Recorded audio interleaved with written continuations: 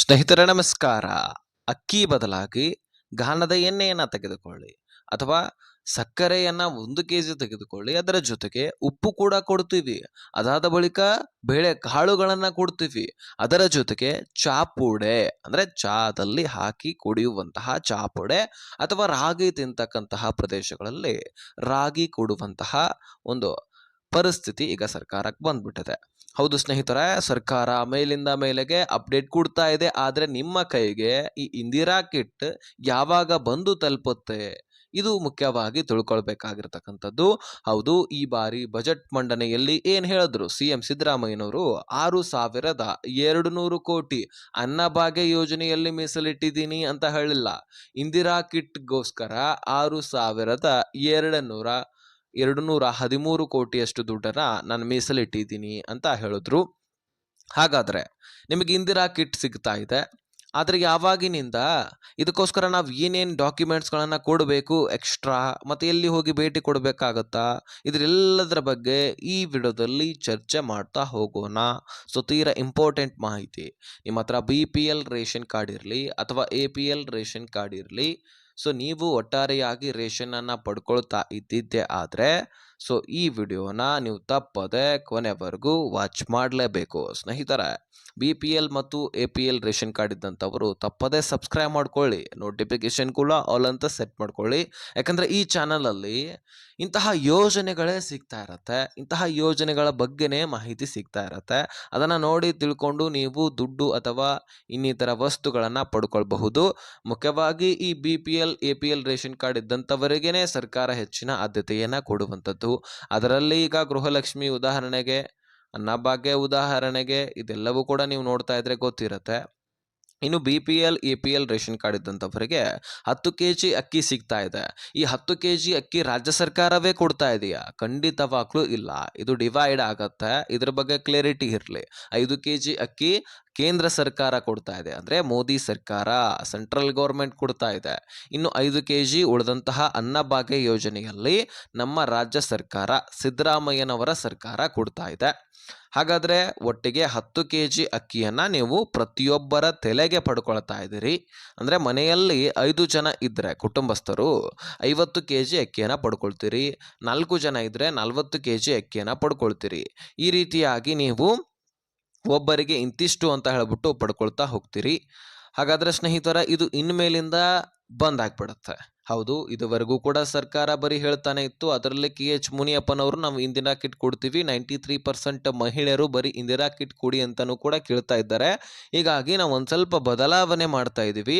Indira kit ಕೊಟ್ಟರೆ ಅವರಿಗೆ ration ಸಿಕ್ಕಂಗಾಗತ್ತೆ, ಇನ್ನೂ ಹೆಚ್ಚಿನ ಸೌಲಭ್ಯ ಸಿಕ್ಕಂಗಾಗತ್ತೆ ಎನ್ನುವಂಥದ್ದು KH ಮುನಿಯಪ್ಪನವರ ಥಿಂಕ್. ಹಾಗಾದರೆ ಈ ಇಂದಿರಾ ಕಿಟ್ನಲ್ಲಿ ಏನೇನು ಸಿಗತ್ತೆ ಅನ್ನುವಂಥದ್ದು ಪ್ರಾರಂಭದಲ್ಲಿ ಕೂಡ ಹೇಳಿದೆ, ಒಂದು ಸ್ವಲ್ಪ ಎಕ್ಸ್ಪ್ಲೇನ್ ಮಾಡಿಬಿಡ್ತೀನಿ ನಿಮಗೆ. 1 kg ಅಕ್ಕಿ ಸಿಗತ್ತೆ, ಸಕ್ಕರೆ ಸಿಗತ್ತೆ, 1 kg ಉಪ್ಪು ಸಿಗತ್ತೆ, 1 kg ಗಾಣದ ಎಣ್ಣೆ ಅಂದರೆ ಅಡುಗೆ ಎಣ್ಣೆ ಸಿಗತ್ತೆ.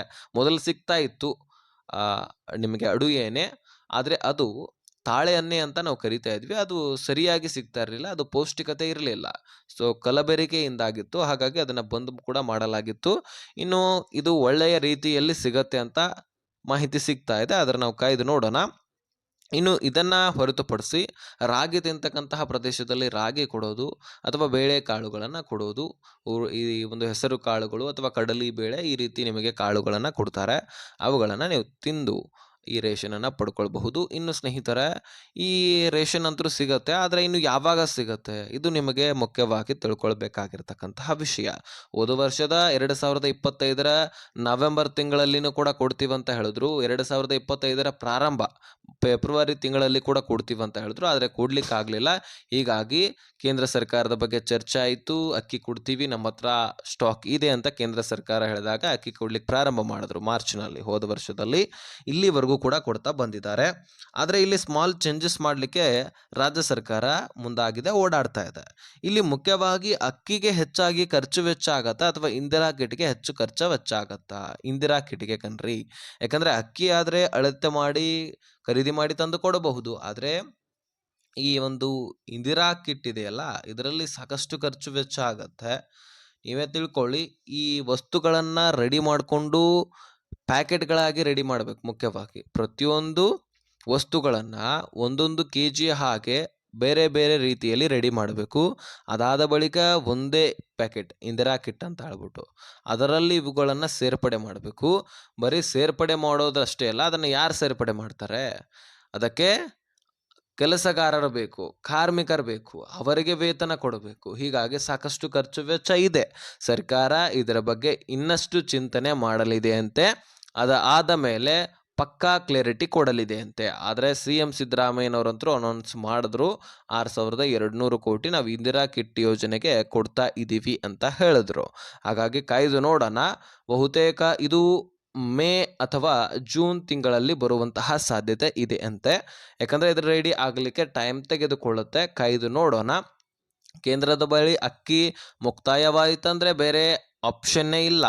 ದುಡ್ಡು ಕೊಡಬೇಕು ಅಥವಾ ಇಂದಿರಾ ಕಿಟ್ ಕೊಡಬೇಕು. ಒಟ್ಟಾರೆಯಾಗಿ ಕೊಡಲೇಬೇಕು. ಕೊಡಲಿಲ್ಲ ಅಂದರೆ ಮಹಿಳೆಯರ ಆಕ್ರೋಶ, ವಿರೋಧ ಪಕ್ಷದ ಆಕ್ರೋಶ ಇದೆಲ್ಲವೂ ಕೂಡ ಎದುರಿಸಬೇಕಾಗತ್ತೆ ಸರ್ಕಾರ. ಸೊ ಕಾಯ್ದು ನೋಡೋಣ ಸ್ನೇಹಿತರೆ. ಇದು ಇನ್ಫಾರ್ಮೇಷನ್ ನಿಮಗೆ ಕ್ಲಾರಿಟಿ ಸಿಕ್ಕಿದೆ ಅಂತ ಅಂದ್ಕೊಳ್ತೀನಿ. ನಾವು ವೇಟ್ ಮಾಡಬೇಕಾಗತ್ತೆ. ಮೇ ಅಥವಾ ಜೂನ್ ತಿಂಗಳಲ್ಲಿ ಸಿಗುವಂತಹ ಸಾಧ್ಯತೆ ಇದೆ. ಈ ಇನ್ಫಾರ್ಮೇಷನನ್ನು ಆದಷ್ಟು ಎಲ್ಲ BPL ಹಾಗೂ APL ರೇಷನ್ ಕಾರ್ಡ್ ಇದ್ದಂಥವರಿಗೆ ಶೇರ್ ಮಾಡಿ, ಹಾಗೆ ಸಬ್ಸ್ಕ್ರೈಬ್ ಮಾಡ್ಕೊಳ್ಳಿ.